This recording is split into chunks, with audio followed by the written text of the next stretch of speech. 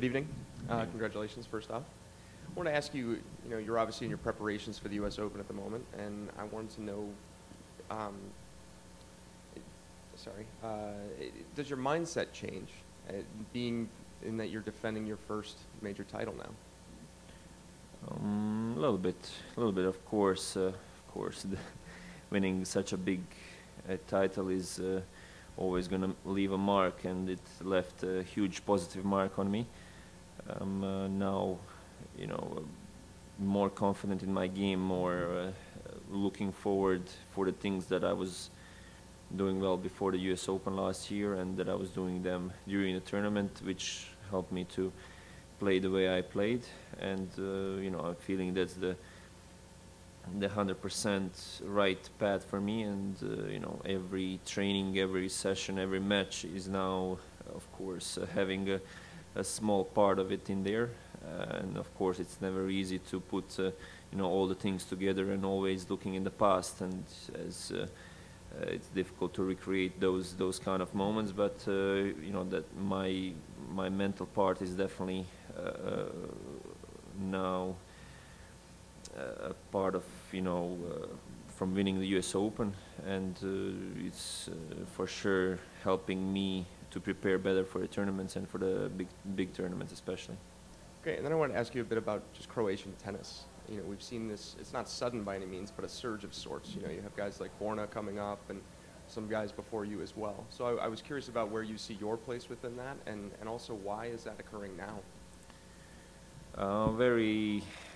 There is no formula for that, unfortunately. We are a very small country, and the system doesn't bring the players up. It's players are growing to be coming to the tour on their own.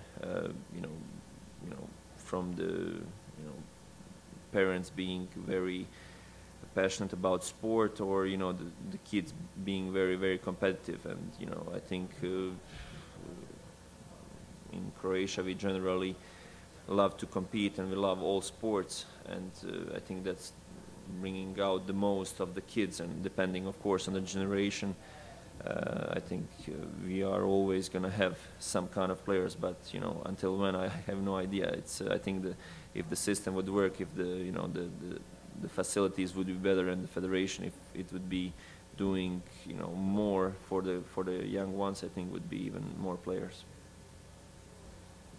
Speaking of Croatian players, I know your brother finished his, I think, first year at university. So I'm curious. I mean, I know he was with you at the U.S. Open last year. I'm curious, what his experience has been like playing collegiate tennis, and what you've kind of learned about that process from him. Does he feel like he made the right decision, and do you think he's doing well? Yeah, I think I was the one that was guiding him to go for college, as that's I think that the best opportunity for the kids that are on the verge of going to the university and still competing and playing tennis in in Europe and Croatia especially. It's very difficult to just play tennis, to train well, and to still study. It's either one thing or the other. You don't have too much time. And here in US, it's a great system, and more and more kids from Croatia in the last 3-4 years are taking this opportunity and playing here in US. So I think gives the players to extend their tennis career for 4 more years. The parents are not anymore under so much pressure, pushing them with the money and with financing. And I think that's giving them another opportunity to learn about tennis, and of course to be more independent. And obviously with that, playing with the team tennis, it's helping you to evolve as well as a player, and in doubles wise. So it's for sure giving you many more opportunities. Today against Sam, both sets seemed as though they could have gone either way until the tiebreakers. What made the difference in those 2 tiebreakers today, do you think?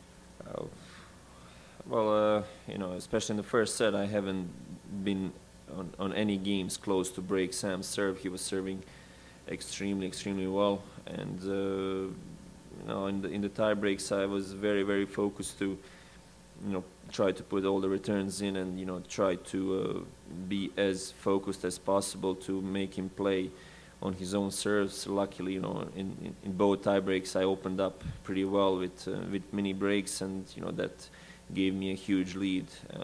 So sometimes it just opens up like that, and the results comes out of it as pretty comfortable tie breaks. But if one or two things would be a bit different, it could have been very, very tight. You seem to enjoy quite a bit that running forehand at 2-1 in the second tiebreaker. Yeah, I think that pretty much decided the match.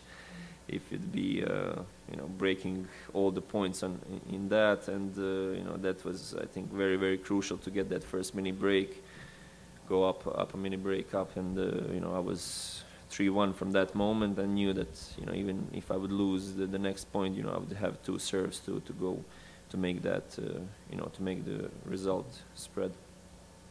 How much do you know about your next opponent, the young guy Alexander Zverev? He 3-set win over a former champion here. He's young. He plays a pretty big game. What do you think of his game, and how much do you know about it? I actually practiced with him several times in this year and past year as well. He's improving a lot as a player. He, I felt, chose a bit different way than the other young guys. He didn't play too much the junior tennis. He was even trying to play more and more ATP tournaments, even though he was in qualis with most of them, and he still got through. I think he is going to benefit from that much more than the guys that are coming through challengers and then just coming up to the ATPs. For sure, he's a very, very talented, very, very dangerous player. He's got all the shots in his game, and I think he's going to be for sure great tennis player. I mean, still is. So having won the U.S. Open last year, how was the adjustment since then? Do you feel like you've had something to prove on the court? Do you feel like you play more relaxed? What has that balance been kind of to adjust into now being a slam champion as you approach next tournaments? I think just brought out of me more concentration and focus to be as professional as I can be, to be at that level as much as I can. After US Open last year, like several tournaments afterwards that I played, I was, just even before the tournament would start, I was feeling, I'm going to be able to go very deep in the tournaments if I'm going to be playing well, and that's the feeling I want to have every week. Through my career, the consistent part of my game wasn't the best, and that's what I want to work on the most, and that's where my biggest focus is. And with my tennis, I still feel that there is a lot of improvements that I can do, and that's the most positive part about my game. Yeah. Marin, Steve Krulevitz from CBS Sports Radio. You got the first set. Sam was kind of hanging around in the second. I thought you were going to take him easy in the second, but he kind of came back. And then you came to the net a few times, got caught in the middle of the court, and you missed some volleys. And then I noticed that you didn't come to the net anymore after that. You had a short ball later on, and on your forehand, you didn't come in.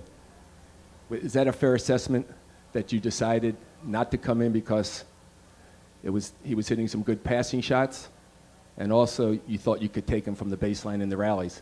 I personally thought that's what decided the match, the fact that you did not come to the net, that you lost your serve when you did. You missed some volleys. It was because he had some great passing shots. You gave him a target. Would you say that you were conscious of that when you were playing in the second set? When I lost my serve, all the points I played right. I didn't play them bad. 3 points over there in my serve.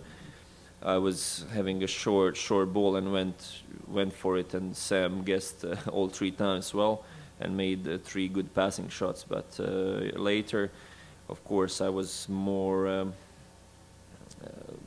concentrated to be more specific with my picking the shots and not going not putting obviously too much risk on those ones, as you know, felt of course when we are in the rallies, if I'm under control, that you know I'm gonna be the one that's gonna be winning the point more often. So that was just my mindset after that.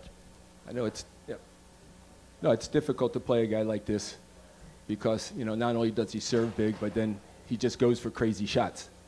You know, down the line, hit the top of the tape. Yeah. And so it's difficult psychologically to play this guy, but I felt that you really hung in there mentally. Mm-hmm. You let him go for those shots.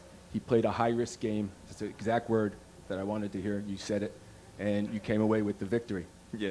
So, and that's tennis, isn't it? True. Right? It is. Okay. It is.